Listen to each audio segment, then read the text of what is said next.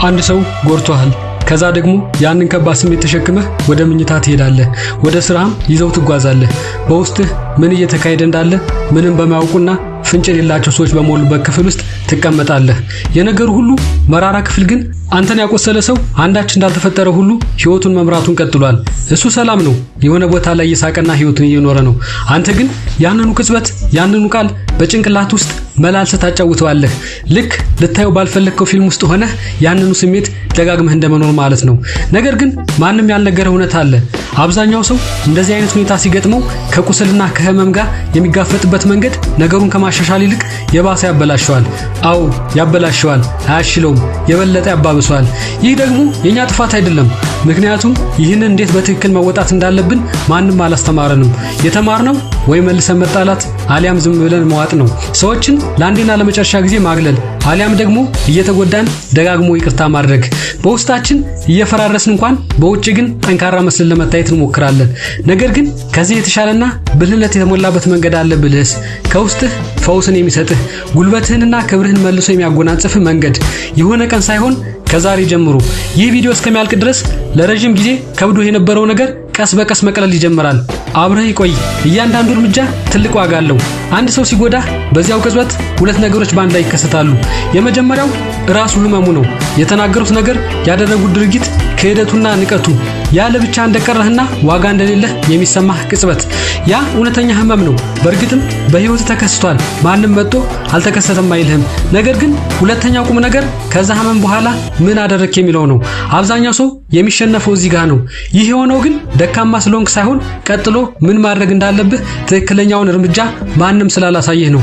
ዛሬ ግን ያ ነገር ይለወጣል። ብልህ ሰዎች አንድ ሰው ሲጎዳቸው የሚያደርጓቸውን 5 ነገሮች እነግርሃለሁ። እነዚህ እንዲሁ በባዶ በወረቀት ላይ የጻፉ የማበረታቻ ቃላት አይደሉም፣ ወይም ደግሞ ጥቅም የሌላቸው ባዶ ምክሮች አይደሉም። ከዛሬ ጀምሮ ራስን የምታይበት መንገድና ሌሎች ሰዎች ካንተ ጋር የሚኖራቸው ግንኙነት ሙሉ በሙሉ የሚቀይሩ በተግባር የሚታዩ እውነተኛ እርምጃዎች ናቸው። ወደ አንደኛው እርምጃ እንለፍ። ህመሙ እንዲሰማ ፍቀድለት እንጂ ከህመሙ አትሽሽ። ይህ ምናልባትም አንተ ከጠበቅከው ነገር ተቃራኒ ሊሆን እንደሚችል አውቃለሁ። ወደዚህ የመጣኸው ጠንካራውን ነገሩ እንዲረብሽ አትፍቀድ፣ ወይም ዝም ብለህ በርታ የምልህ መስሎ ሊሆን ይችላል። ነገር ግን አብዛኛው ሰው ሊሰማው የማይፈልገው አንድ እውነት አለ። ከህመም መሸሽ ህመሙን አያጠፋውም፣ ይልቁንም ሳይታወቅህ በዝምታ እንዲከተልህ ያደርገዋል እንጂ። እናም አንድ ቀን ባልጠበቅከው ቦታ ላይ በኃይል ፈንድቶ ይወጣል።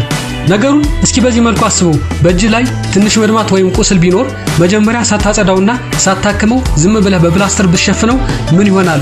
ከውጭ ሲያዩት ሰላም ይመስላል፣ ነገር ግን ከውስጥ እየባሰ ይሄዳል፣ ኢንፌክሽንም ይፈጥራል። በመጨረሻም ያቺ ትንሽ ቁስል ጨርሶ መሆን ከነበረባት በላይ ትልቅ አደጋ ትሆናለች። ህመምህን ወደ ውስጥ አፍነህ ስትይዘው በትክክል የሚሆነው ይሄ ነው።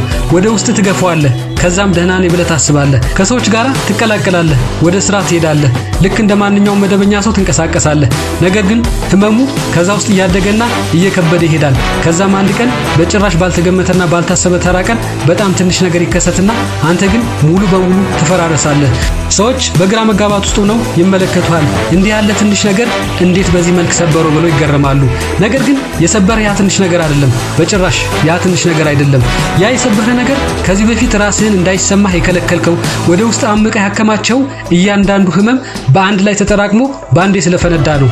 ስለዚህ በዛ ፋንታ ልታደርገው የሚገባህ ነገር ይሄውልህ፣ ይሰማህ። ህመሙ በእውነት በደንብ እንዲሰማህ ፍቀድለት። እንድትጎዳ ለራስህ እውነተኛ ፈቃድ ስጠው።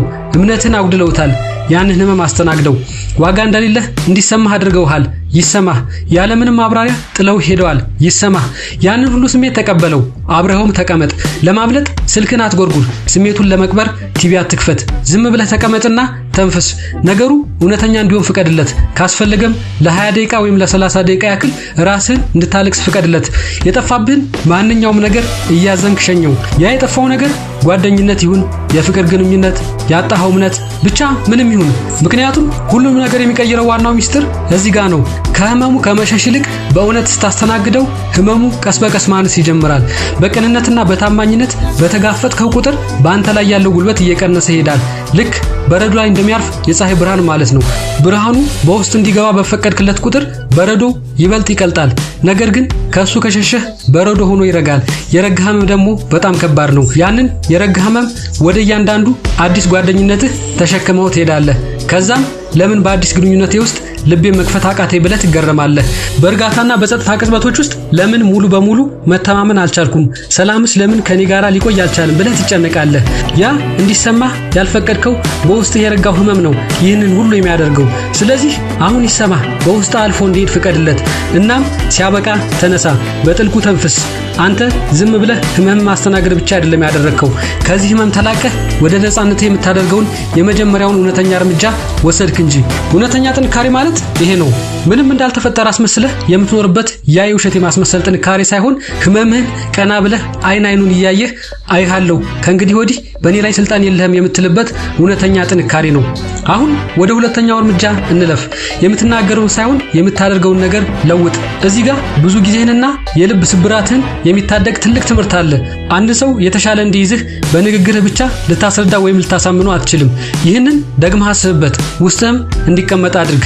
እንዴት እንደጎዱ በሚገባ በሚገልጽ ቋንቋ በጣም ግልጽና እውነተኛ ውይይት ልታደርግ ትችላለህ። በጣም የተረጋጋህና ደግ ልትሆን ትችላለህ። እንዲረዱ ደጋግመህ እድል ልትሰጣቸው ትችላለህ። እነሱ ግን አሁንም ተመልሰው ልክ እንደ ድሮ በተመሳሳይ መንገድ ሊያሳምሙህ ይሞክራሉ። ምክንያቱም ቃላት ብቻቸውን አንድ ሰው እንዲቀየር ማስገደድ አይችሉም። ስለዚህ ውጤት ያለው ተግባር ወይም ዋጋ መክፈል ብቻ ነው ሰውን የሚቀይረው። አንድ ህፃን ልጅ ነገሮችን እንዴት እንደሚማር አስብ። አንድ ህፃን ልጅ የጋለውን ምድጃ እንዳይነካ 100 ጊዜ ልትነግረው ትችላለህ፣ 100 ጊዜ። ነገር ግን ይረሳዋል፣ ጉጉት ያሸንፈዋል። እናም በዚያች አንድ ቀን ሳያውቀው ይነካዋል። ያኔ እሳቱ ያቃጥለዋል። ከዛ በኋላ ግን በጭራሽ አይረሳውም። ይህ የሆነው አንተ ነገሩን በተሻለ ቃላት ስላስረዳሃቸው አይደለም፣ እውነተኛ የሆነውን የተግባር ውጤት በራሳቸው ህይወት ስለቀመሱት እንጂ። ሌሎች ሰዎችም ከዚህ የተለዩ አይደሉም። አንድ ሰው ሲጎዳህ በአንተ ባህሪና ተግባር ላይ ምንም የሚቀየር ነገር ከሌለ ጭንቅላታቸው አንድ ነገር ይማራል። ይህ ነገር ተቀባይነት አለው የሚለውን ይለምዳል። አንተን በዚህ መልኩ እየጎዱ እንኳን አሁንም ሙሉ በሙሉ አንተን ማግኘት እንደሚችሉ ይገነዘባሉ። ያንኑ ፍቅር፣ ያንኑ ዝግጁነት፣ አሁንም ያንኑ ሙሉ ማንነትን ያገኙታል። ስለዚህ የምታደርገውን ነገር መለወጥ አለብህ። ይህንን የምታደርገው ግን በታላቅ ጩኸትና በእውቁልኝ ማስታወቂያ አይደለም፣ ወይም ደግሞ በረጅሙ የቁጣ ጽሑፍ መልእክት አይደለም፣ አሊያም ያዩቲውን ብለህ በማህበራዊ ሚዲያ ላይ በምትለጥፈው ጥቅስ አይደለም። በአንጻሩ በጣም በተረጋጋ ነገር ግን በጣም በጠንካራ መንገድ፣ እሱም በዝምታ ለነርሱ ያለህን ዝግጁነት በትንሹ እንዲቀንስ ታደርጋለህ። ሲደውሉ ወዲያውኑ መጓጓትን ታቆማለህ። እነሱ የሆነ ነገር በፈለጉ ቁጥር ያቀድከውን ፕሮግራምህን በሙሉ ለነሱ ስትል መሰረዝህን ትተዋለህ። ሁልጊዜ አንተ ብቻ ብዙ የምትሰጥ ለራስህ ግን ጥቂት ነገር የምትቀበል ሰው መሆንህን ታቆማለህ። ራስህን ወደ ኋላ ትስባለህ።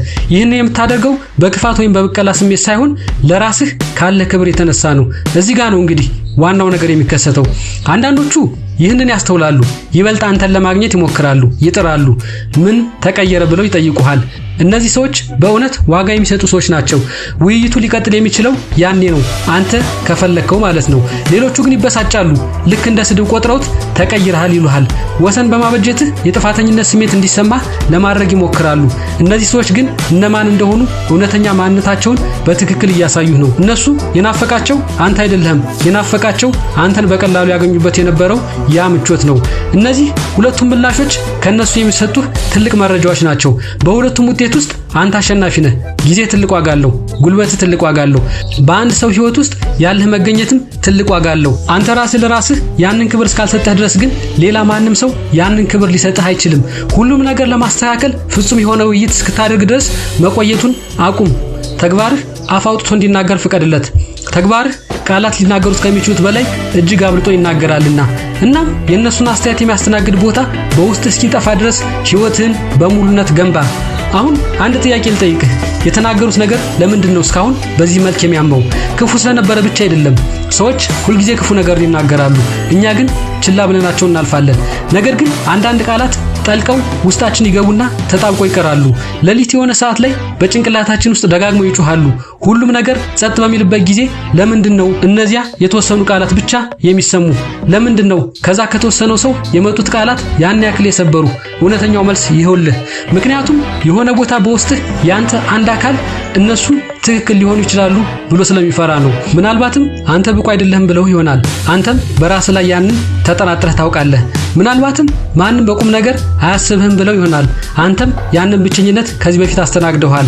እነዚያ ቃላት ያንን ፍርሃት በውስጥ አልፈጠሩብህም። እነሱ ያደረጉት ነገር ቢኖር አስቀድሞ ተዘጋጅቶ ለነበረው የውስጥህ መዝጊያ በር የሚሆነውን ቁልፍ ፈልገው ማግኘታቸው ብቻ ነው። እናም የዚህ እርምጃ ዋና ዓላማው ይሄ ነው። ሌላ ሰው ስላንተ ያለውን አስተያየት ልትቀይሩ አትችልም። ነገር ግን መጀመሪያ ላይ የነሱ ይሁንታና ማረጋገጫ ይፈልግ የነበረውን ያንን የውስጥህን አካል ማሳደግና መለወጥ ትችላለህ። ይህንን የምታደርገው ደግሞ በሐሳብ ብቻ በመጨነቅ አይደለም፣ ወይም ደግሞ ገና ማመን ያልቻልካቸውን የማበረታቻ ቃላት ዝም ብለህ በመደጋገም አይደለም፣ አሊያም ለ30 ደቂቃ ብቻ ደስ የሚል ስሜት ሰጠው የሚጠፉ ጥቅሶችን በማንበብ አይደለም። ይህ የሚሆነው እውነተኛ ነገሮችን በተግባር በማድረግ ብቻ ነው። በየቀኑ ሁልጊዜ ወደ ኋላ የምታራዝመውን ያንን ስራህን በተግባር ስራ። አቅም እንዳለህ እንዲሰማህ የሚያደርግ አዲስ ነገር ተማር። ሰውነትህን አንቀሳቅስ፣ ሰዎችን እርዳ፣ ሁልጊዜ አዲስ ነገር ፍጠር። ለራስህ በትንሹም ቢሆን በራስ መተማመን እንዲሰማህ የሚያደርግ ነገር ስታደርግ በውስጥ ማንም ሊቀማህ የማይችል ትልቅ ግንብ እየገነባህ ነው። ያን በቂ አለመሆንን ያሳመነ ሰው ሊወስዱ አይችልም። ማንም ሊነጥቅህ አይችልም። ራስን ማክበር የሚጀምረው ከገዛ ራስ ተግባር ነው እንጂ ከሌላ ሰው ይሁንታ በመበደር አይደለም። እንደዚህ አይነት በራስ መተማመን ደግሞ በፍጹም አይናወጥም። ስታድግ ስትለወጥና በእውነት ወደምትወደው ማንነት ስትቀየር ያንን የጎዳህን ሰው በተለየ እይታ ማየት ትጀምራለህ። በቁጣ አይደለም፣ በሐዘንም አይደለም። ዝም ብለህ በግልጸኝነት ወደ ኋላ ትመለከትና እንዲህ ታስባለህ፣ እንዴ እነሱ እኮ በጣም ትናንሽ ነበሩ፣ የተናገሩት ነገር በጣም ትንሽ ነበር። ለመሆኑ እንዴት ነው ለዚህ ትንሽ ነገር በህይወቴ ውስጥ ያን ያክል ሰፊ ቦታ የሰጠሁት?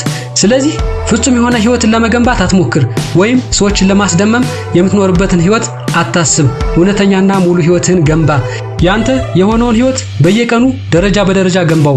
ከዛም ህይወት እየሰፋ ሲሄድ በቂ እንዳልሆንክ ያሳመኑ ሰዎች በአንተ ህይወት ውስጥ ምን ያክል እያነሱና እየተረሱ እንደሚሄዱ ትመለከታለህ። ወደ አራተኛው እርምጃ ስንሄድ ወደ ህይወትህ ማን መግባት እንዳለበት በጣም በጥንቃቄ ምረጥ። ምክንያቱም ይህ በጣም ወሳኝ ነገር ነው። ከጎዱ ሰዎች መካከል አንዳንዶቹ ሆን ብለህ አንተ ራስህ ወደ ህይወትህ ፈቅድ ያስገባቸው ናቸው። ጊዜህን፣ እምነትህን፣ ጉልበትህን፣ ልብህን ለመስጠት ገና ሳይገባቸው አንተ ግን የውስጥህን ስስ ክፍል ከፍተህ አሳይሃቸው። ይህ ሙሉ በሙሉ ያንተ ጥፋት አይደለም። አንተ ነገሮችን በጥልቁ የምትረዳ በቅንነት የምትሰጥና ሙሉ ማንነትን ይዘህ የምትቀርብ ሰው ስለሆንክ ነው።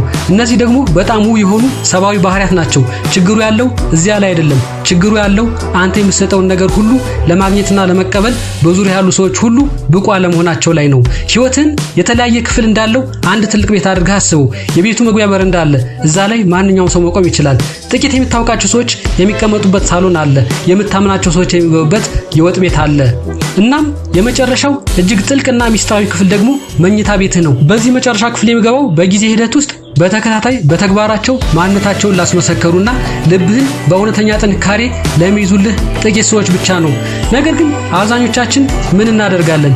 የውጭውን መግቢያ በር ከፍተን ሰዎችን በቀጥታ ወደ መኝታ ቤታችን እናስገባቸዋለን። ገና በሁለተኛው ውይይት ላይ የውስጣችንን ጥልቅ ፍርሃቶች እናካፍላቸዋለን። ስለ እነሱ ምንም ሳናውቅ ሁሉም ነገራችን እንሰጣቸዋለን። ከዛም ለምንድነው ሁልጊዜ የምጎዳው ብለን እንገረማለን። አሁን የቤቱን ክፍሎች መጠበቅ መጀመር አለብህ። ይህንን የምታደርገው ግን ጨካኝ በመሆን ወይም ራስህን ሙሉ በሙሉ በመዝጋት አይደለም።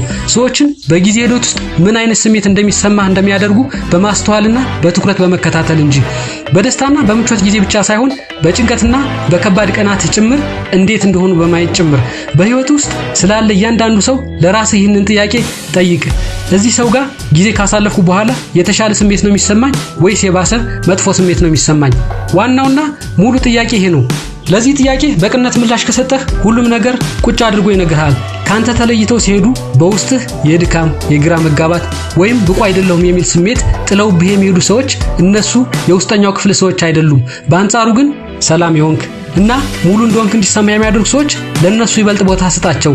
ለነሱ በሮችን ክፈት፣ ምክንያቱም ይገባቸዋልና። ይህ ማለት ግን ግንብ መገንባት ማለት አይደለም። ይህ ማለት ቁልፍ ያለው በር መገንባት ማለት ነው።